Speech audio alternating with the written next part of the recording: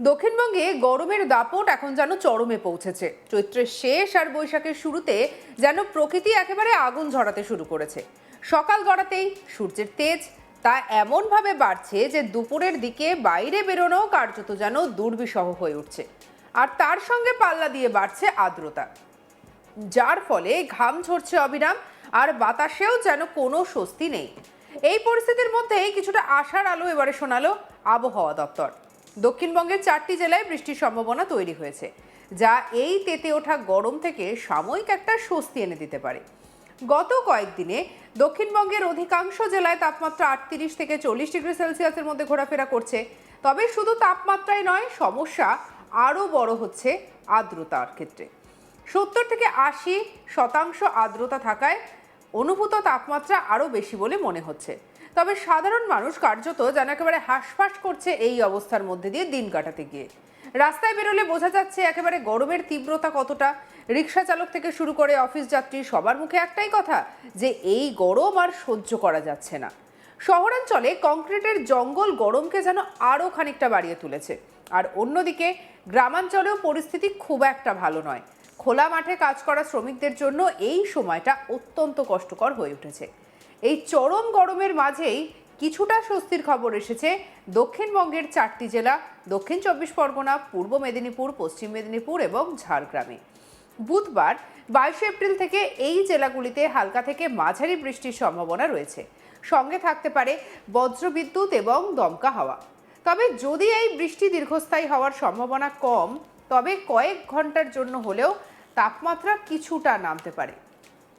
বিশেষ করে বিকাল বা সন্ধ্যার দিকে যদি ঝড় বৃষ্টি হয়, তাহলে রাতের আবহাওয়া তুলনামূলক আরামদায়ক হয়ে উঠতে পারে।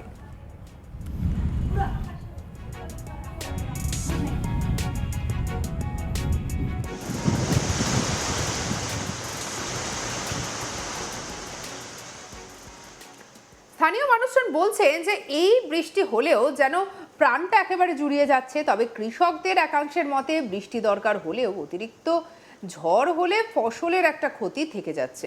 সুতরাং বলা যেতে পারে যে এই বৃষ্টি কিন্তু একদিকে একটা স্বস্তি দিচ্ছে, অন্যদিকে খানিকটা সমস্যাও করছে।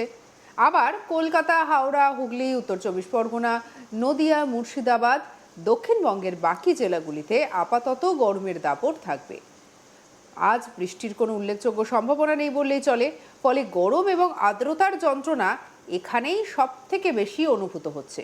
বিশেষ করে কলকাতায় কংক্রিট আর যানবাহনের ধোঁয়ার কারণে তাপমাত্রা আরও যেন বেশি লাগছে।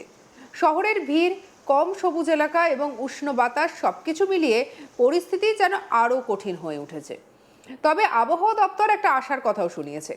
26 এপ্রিল থেকে কলকাতা সহ দক্ষিণবঙ্গের বিস্তীর্ণ অঞ্চলে বজ্রবিদ্যুৎ সহ বৃষ্টির সম্ভাবনা তৈরি হচ্ছে।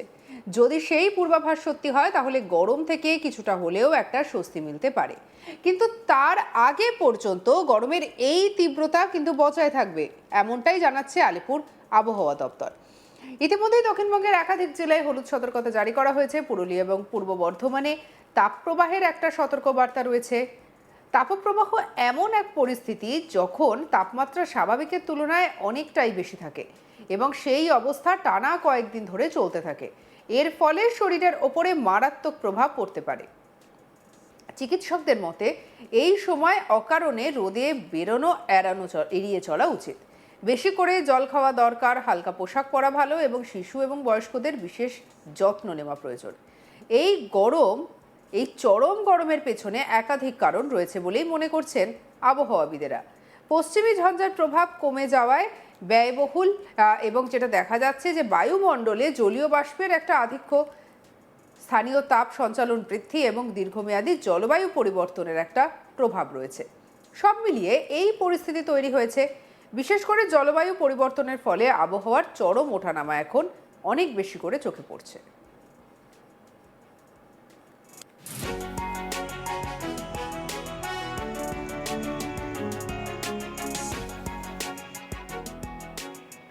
এর ফলে কখনো অস্বাভাবিক গরম, আবার কখনো অতিবৃষ্টি, এই দুই চরম অবস্থার মধ্যে দোলাচল বাড়ছে। অন্যদিকে উত্তরবঙ্গের চিত্র সম্পূর্ণ আলাদা। আগামী 6 থেকে 7 দিন উত্তরবঙ্গের প্রায় প্রতিটি জেলাতে হালকা থেকে মাঝারি বৃষ্টির সম্ভাবনা রয়েছে। দার্জিলিং, কালিম্পং, জলপাইগুড়িতে ইতিমধ্যেই মেঘলা আকাশ এবং বৃষ্টির পরিবেশ তৈরি হয়েছে।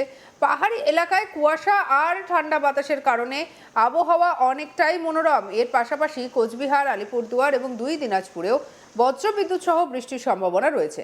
মালদাতেও বিক্ষিপ্তভাবে বৃষ্টি হতে পারে, ফলে উত্তরবঙ্গে তাপমাত্রা তুলনামূলকভাবে কম এবং আবহাওয়া অনেকটাই সহনশীল অবস্থায় রয়েছে।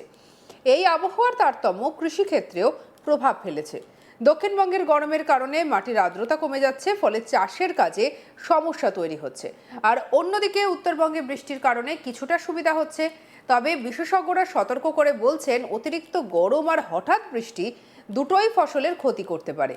তাই এই অনিশ্চিত আবহাওয়া কৃষকদের জন্য একটা উদ্বেগের কারণ হয়ে দাঁড়িয়েছে। গরমের প্রভাব পড়ছে সাধারণ মানুষের জীবনযাত্রাতেও। দুপুরের দিকে রাস্তায় ভিড় কমে যাচ্ছে, স্কুলের সময়সূচিতে পরিবর্তন আনা হচ্ছে অনেক জায়গায়। অফিসগুলিতেও বিকল্প ব্যবস্থা নিয়ে ভাবনা শুরু করা হয়েছে। বিদ্যুতের ব্যবহারও হুহু করে বাড়ছে, কারণ এসি, কুলার এবং ফ্যানের উপরে নির্ভরতা অনেক বেশি বেড়েছে।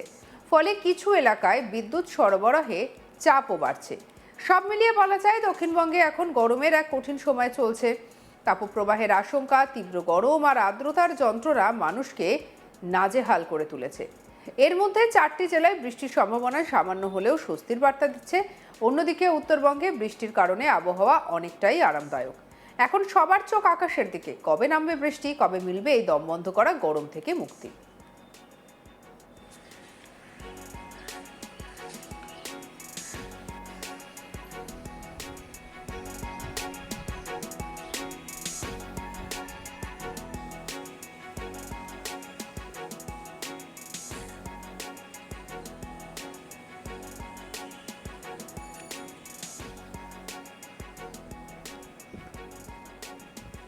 তবে এই সবকিছুর মধ্যে আবহাওয়া কেমন থাকবে চলুন আরও একবার ঝট করে আপনাদেরকে জানিয়ে দিই।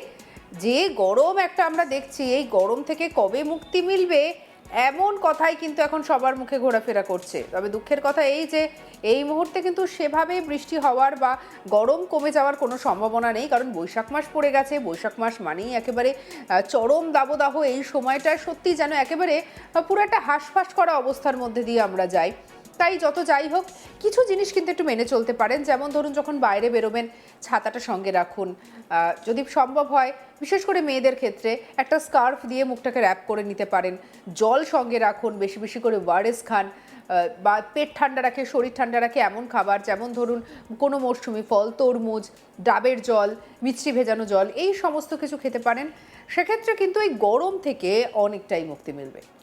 তবে অবশ্যই আবহাওয়া কেমন থাকে সেটা কিন্তু একটা দেখার। চৈত্রের শেষ আর বৈশাখের শুরুতে যেন প্রকৃতি একেবারে আগুন ঝরাতে শুরু করেছে।